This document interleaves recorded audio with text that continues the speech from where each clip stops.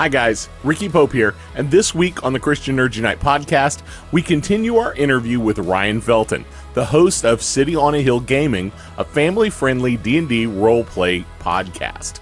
Plus, scripture and nerdy news as always, and we'll get to all of that right after this.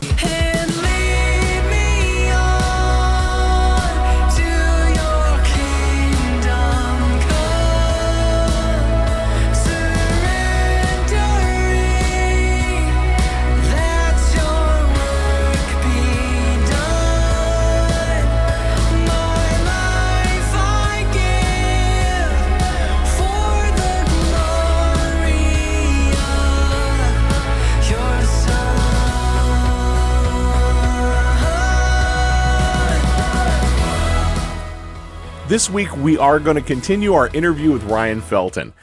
We had a lot of fun last time, and if you didn't get a chance to listen, I definitely encourage you to go back and check out the first part of the interview. It was a really fun conversation.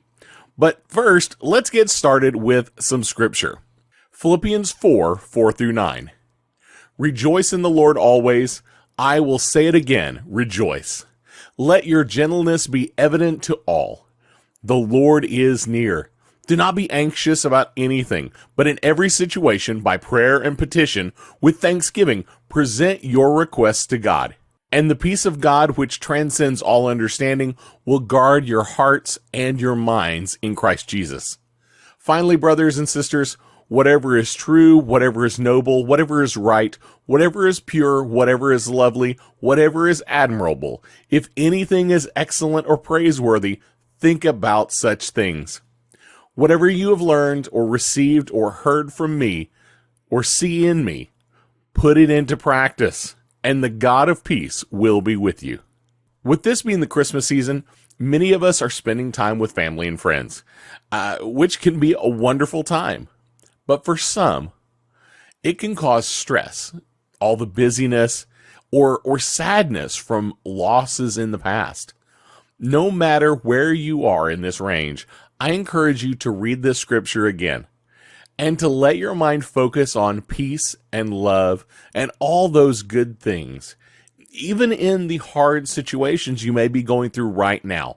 It's not always easy, but like many things, the more often we do it, the easier it is. And no matter where you are in this range of possible emotions, I pray that God, who gives love and peace, will be close to you at this Christmas season. And now for some nerdy news. The latest installment of the Indiana Jones series has released a new trailer, and the title is Indiana Jones and the Dial of Destiny. There are some amazing images showing the new AI-controlled de-aging technology that Disney is using. It looks amazing. Much better than when we saw it in Star Wars over the past few years. But with little movement in this trailer and as far as the de-aging goes, and no real dialogue during the de-aging scenes, we'll have to wait and see how good it really is. Now, James Gunn is the new CEO for Disney over at Warner Brothers, and has stated that the new DCU will not take Marvel as its inspiration, but instead it will be looking to Star Wars. Meaning, as he is also hinted at, that everything at DC, including movies, TV, animation, games, will all be connected in some way. So DC is now looking at a single continuity for everything. That will be interesting to see, especially with the expected Batman sequel with Robert Pattinson and the Joaquin Phoenix Joker sequel scheduled. I'm not sure how those are going to play into this James Gunn one continuity idea. I hope they can figure it all out. Henry Cavill is leaving The Witcher for the upcoming season. Liam Hemsworth will be taking his place. But what does this mean for The Witcher? It's a little unsure. With an expected 7-season run, can it keep going for 4 more seasons without Cavill heading the show? It is a little unclear. But his stepping down at this point, with James Gunn moving into DC's head position, That could mean he has been given a big offer to return long term as Superman over at Warner Brothers. We'll have to wait and see, but I sure hope that is the case. Well, that's all the news I have. Uh, I found Ryan Felton and the City on a Hill Gaming Real Play podcast about 18 months ago while I was looking for a Christian or family-friendly Dungeons & Dragons Real Play podcast. This week, we take time in the discussion to talk about Ryan's preferred game system and what he really likes in game mechanics, as well as some of the more interesting aspects of why City on a Hill does what they do on the podcast. Well, let's get right to the interview. So now I know you have played lots of different tabletop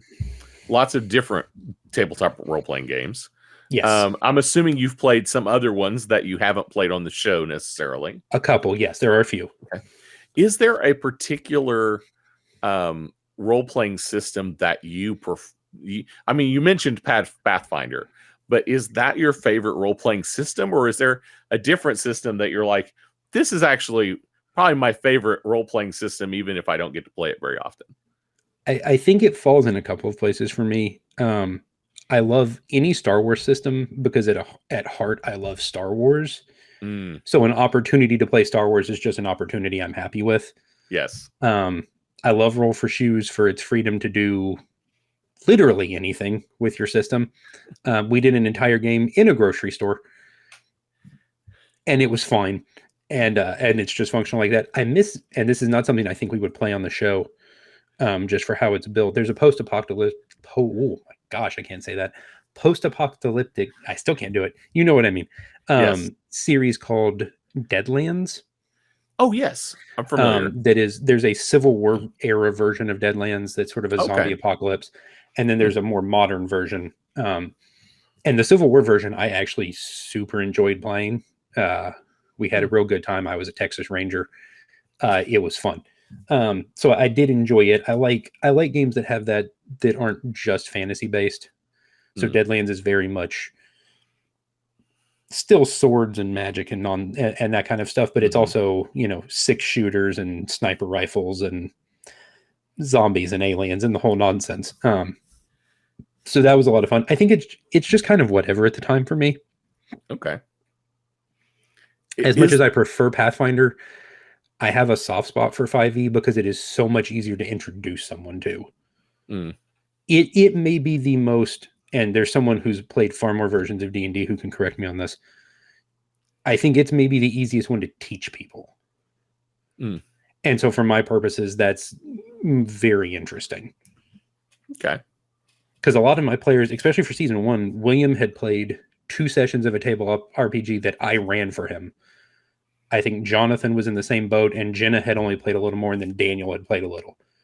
And I had never played 5e really. So we were just kind of on our own, and we still made it through it pretty easily because 5e is so... 5e, I think, was the first time they really tried to make a very, very friendly to whoever system. And I appreciate that. And I think they're even going further. I forget what the new one's called. D&D 1, maybe? They announced that they're working on a new... the thing that go past 5e. I think it's called D&D 1, possibly. But I'm sure that will be, again, another iteration that scales back the complexity. And you'll have all the extra rules books in the world to do whatever you want with. But out of the box, you can just do it, and it'd be very straightforward. And I think that's always beneficial, particularly just because as a listening audience, you can tune in and enjoy our nonsense, but have no idea what we're actually doing from a rules perspective. Yes. And so the simpler the system, I think for that, the better.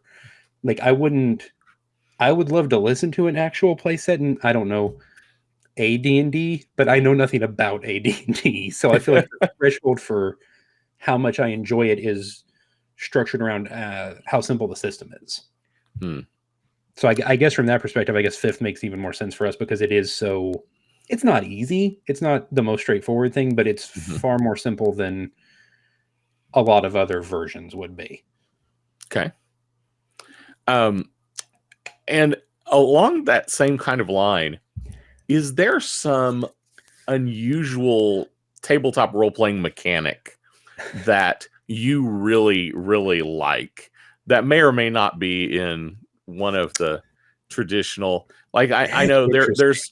there's some games like use a mechanic of a Jenga tower as their, Oh, or I've never gotten to play one of those. I want to do that. Yeah. Okay. yeah, that like there's one that I've heard of that uses like matches, and you have to do whatever you do Yes. before the matches burn out. But There's a storytelling game yes, I that, can't remember yes, what it's I've called. heard Saving the Games talked about that. I know what you're Yeah, talking about. Yeah. but is there a game playing mechanic that you're like, I really, really enjoyed this weird mechanic? Offhand, I'll give a shout out to Kyle from the MinMax podcast. Mhm. He did a live on Twitch, and they only made it a couple of sessions because of scheduling. Actual play with two of his cousins, and the place the three of them bond, because there's a pretty solid age gap there, Mhm. is Magic the Gathering. Okay. So what Kyle did is he took a pile of Magic the Gathering cards, and whatever card he drew off the top, he would have to turn into some part of what they were fighting, or whatever the area they were in, whatever the encounter was based off of just Mhm. randomly off the top of whatever card he drew. And I really appreciated that concept of, Hmm. I would hate it having like zero control and having to be that on the fly, because that's too far for me. Um, but I really enjoyed listening to it. From an Mhm. enjoyability perspective. I liked that. In general, Deadlands uses wounds, Hmm. so each part of your body can take a certain number of hits before it becomes less useful. So it's not like just a big Okay. chunky pool of hit points. Right. I So do like you I do could like lose that use of idea. your arm or something like that. Yes. Yeah, yeah. And not still be just completely unable to play or whatever. Yeah. So I do like things like that. I think there's most games have something that's just like, oh, that's interesting. I would not have okay, so Level Up leans a lot more heavily into giving you encounter options like that kind of take away combat, that's like quicksand or pit trap Hmm. or that kind of thing. I like being able to engage, especially for my players who, when I say family friendly, they assume I'm challenging them to be You don't. aggressively so. I was gonna say you're in the City on the Hill game. Um, there are a lot of encounters that I think most people would just attack that person and Hmm. call it good. Hmm. But your players decide they want to Nope. reason with the dragon. Yep, that's my favorite one. Um, that was supposed to be a test for them by a character in the story, was trying to test them. So he sent them out to fight a dragon he had spoken to ahead of time. She was going to roll over and play dead after a certain point. In my head, this is going to be great. And they just walk up and start a conversation. I'm like, whoa, whoa, whoa, whoa, whoa, whoa, whoa, whoa, whoa. I have no voice for this. There is no dialogue. There is no motivation here. No, no, no, no, no, stop, no.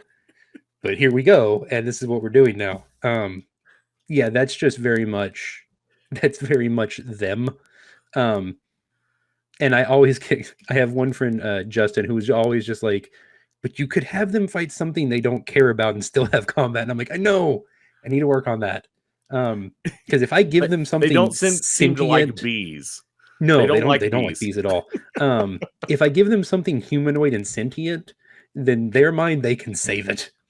Um, Peter, I think it was Peter who said once that they have started to take family friendly, because we try and be somewhat nonviolent. Like, I'm a big fan of pretending every NPC you fight ever faints like a Pokemon. Because look, death. Okay. Yeah. We don't do that here. Um, and so they've just kind of embraced that, not just as a challenge for how I expect them to interact with the game world, but Mhm. a challenge in how they have determined they're going to interact with the game world, whether I want them to or not. Um, and that's so anything that gives me an opportunity to kind of challenge them without having to just throw another set of random minions at them or Mhm. whatever. I appreciate that. I appreciate an opportunity to engage them for a period of time that's not that's different.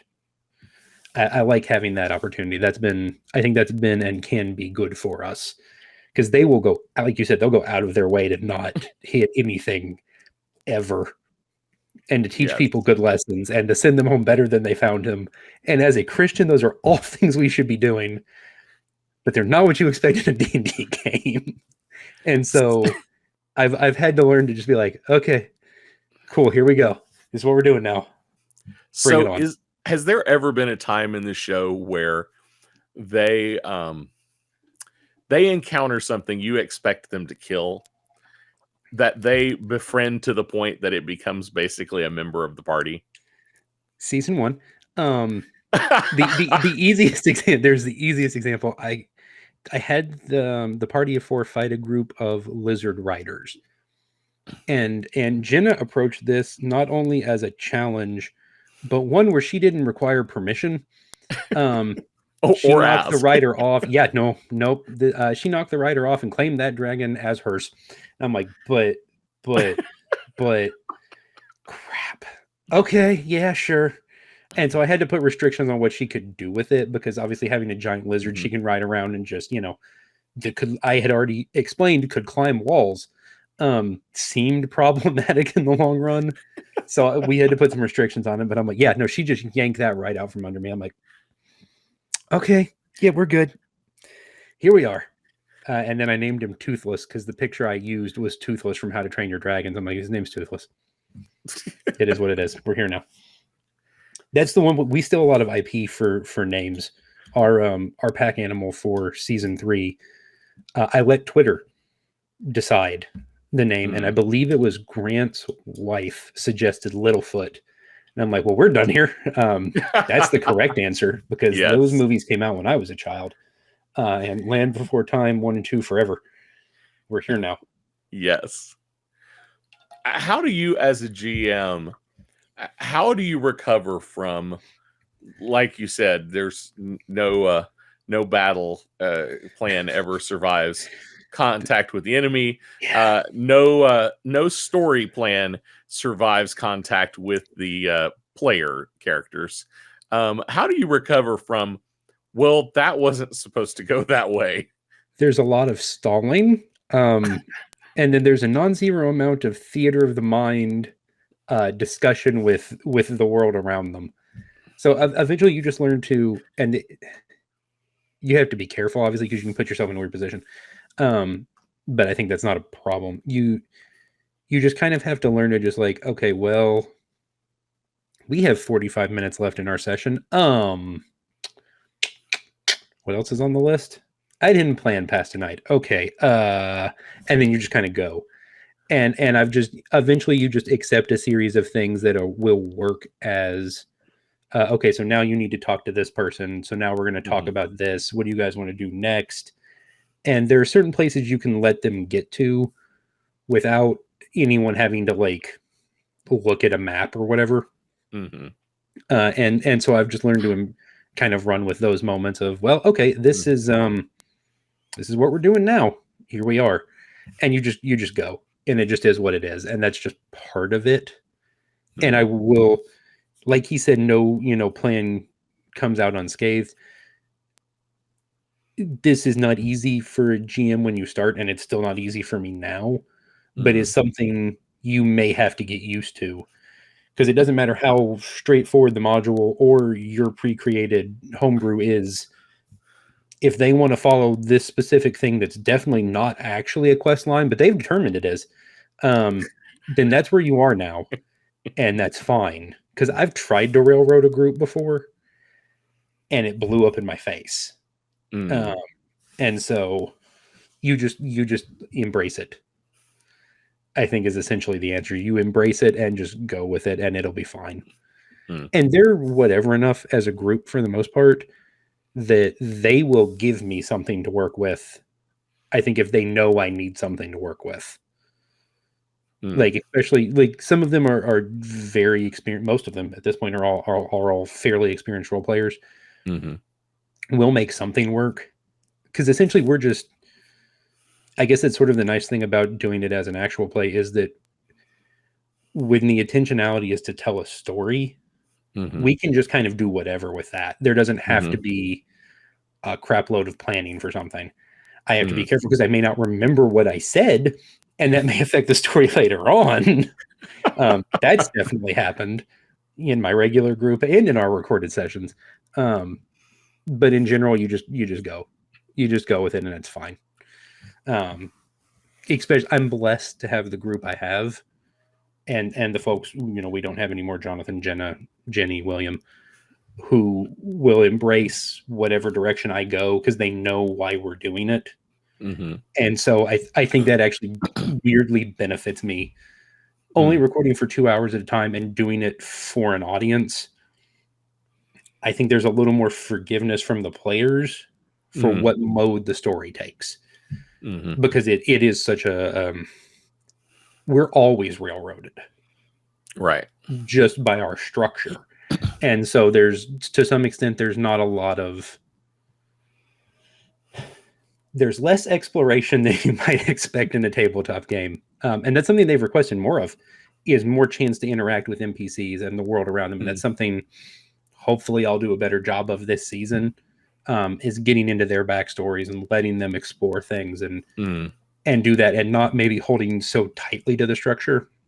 Because we even hold to, technically, not officially, but a loose season structure of 10, 11, 12, 13, 14 sessions.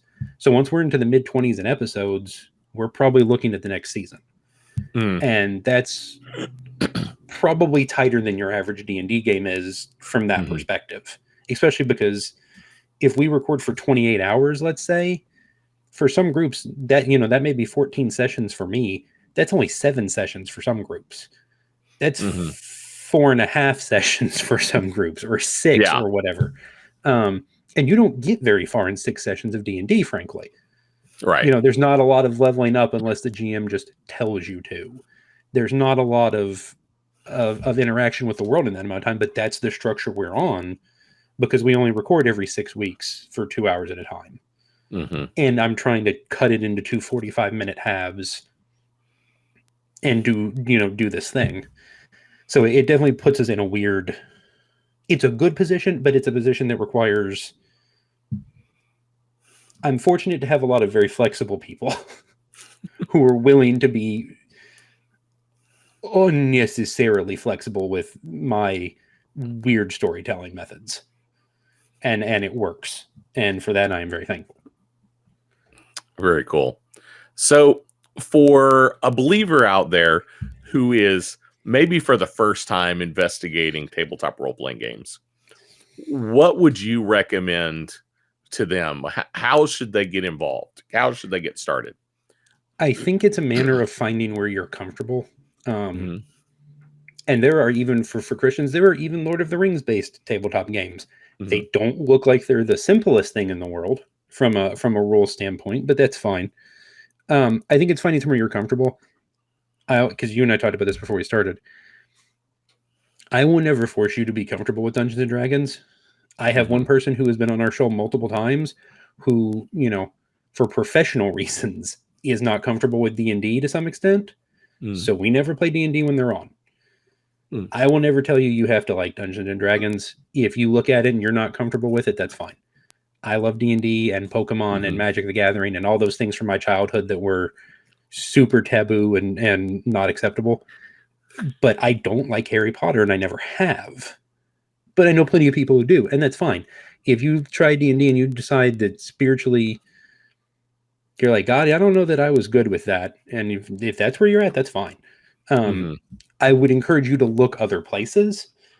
If you and your friends just want to do something like this, then something like Feng Shui 2, which is basically, what if you played a tabletop RPG that was essentially, the storytelling was based around the same flow and methodology of a really, really bad B action movie, a bad B like martial arts action movie, like where the action and special effects are great or terrible, and the story is great or terrible. Who knows?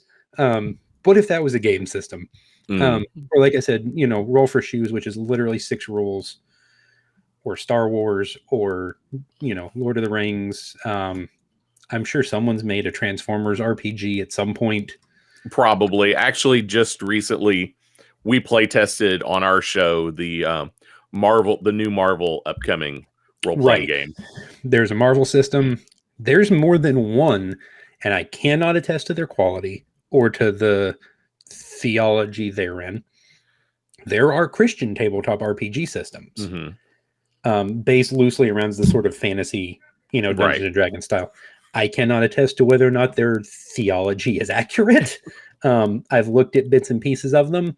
Some of it I thought they did a good job with. Some of it I was not as impressed with. So your mileage may vary, denominationally or spiritually. Yeah, which is fine. Agree. Test things. The Bible says to test things. Test things. If you decide you're not good with it, then don't be good with it. As long as you're confident that you're not good with it because God's not good with it. You have to be careful, obviously. You can decide to not be good with something and that not be where God is on it necessarily. We as Christians broadly are real good at that, in my opinion. And I'm throwing stones and shouldn't. But you have, there are literally, I almost said thousands. There's probably not thousands. Dozens and dozens, if not hundreds, of tabletop, role-playing games. If you try D&D and spiritually you're not good with some things with, demons and devils and, polytheistic religious structures, you can either take those things out like we do, rewrite those things like we've done with some of the races and classes, or you can try something else. There are near infinite, which is not true. Near infinite in terms of how much time you'll actually have to play with them. There are near infinite RPG options, and I would encourage you to try more than one thing because a lot of them are very different. If you don't like, the rules heaviness of 5e, then try something like Feng Shui or Roll for Shoes, where there's literally one sheet's worth of stuff you have to keep up with, as the GM or the player possibly. And you can embrace it. If you love Star Wars, there's literally more than one Star Wars RPG system. I believe there's a Star Trek system somewhere, maybe two. So. If someone has a Battlestar Galactica system, not the 2000s one, the 70s one, let me know, because I grew up on 70s Battlestar Galactica reruns, and I love that show. You have options. I want to say there's some based on fighting games. Like you said, there are a couple pro wrestling systems. Yep. I'm sure there's a sports system somewhere. I was going to say there's multiple superheroes, and then there is GURPS, which is so generic you can just literally do about anything you want. I have tried GURPS ones of times, and it's maybe too open for me because you can make a Dungeons and Dragons fighter, and the guy next to you makes literal Rambo, and the guy next to him is literally Luke Skywalker, and you're all playing the same game together in, I don't know, the 1840s or something. We made leprechauns once. Yeah, exactly. And he's literal leprechauns. GURPS is so open. To me, it is too open. But that's their shtick. That's the point. And if that's what you're looking for, that's great. I know people who love GURPS more than they love anything else. That's absolutely fine. I would encourage people to try it. Like I said, test it spiritually. If you decide you're not okay with it at the end, that's fine. D&D is very popular. It does not have to be your thing. And that's not a problem. Give it a go. Or, there are plenty of podcasts who will, from a good perspective, like yours, tell you about faith and your gaming on many levels. And there are good resources like that now, because there are a lot of us, it turns out, who had those questions or knew people who had those questions. Like Saving the Game was built entirely on answering those questions for people. Oh yeah, absolutely. MinMax podcast does a lot of the same thing.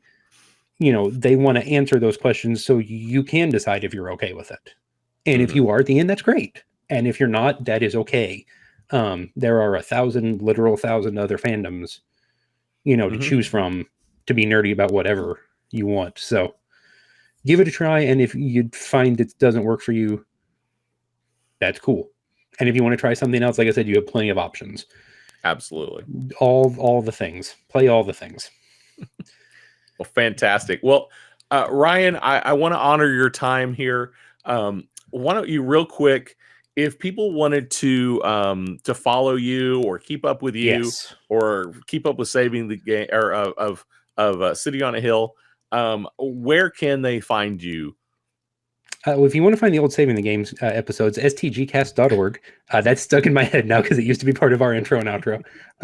We are at cityonthehillgaming.com. We are also at captivate.fm/City on a Hill Gaming. Those two kind of redirect to each other because Captivate's where I do my hosting now. And then we are on Twitter at City on the Hill Game. We have an Instagram. Don't bother. I check it once every 3 months. I will not see your message in a timely fashion, and I am sorry. City on the Hill Gaming at gmail.com would be a better option for you than Instagram would be. It gets checked once every week and a half to 2 weeks, which is at least better than I check Instagram. We have a YouTube channel. I have posted literally one thing there ever. And we do have a Twitch, twitch.tv/City on the Hill Gaming. We rarely stream, but I need to get us back on there. We mostly don't stream our actual game. We stream world building or things like that. So we are on there very occasionally. Okay. But yeah, wherever you download your podcasts, we hopefully, I think, have that corrected now. We hopefully show up there. Shout out to the folks from Captivate. That's been a lot easier since I moved off of trying to host on Amazon S3, which is I very use Captivate cost-effective. as well.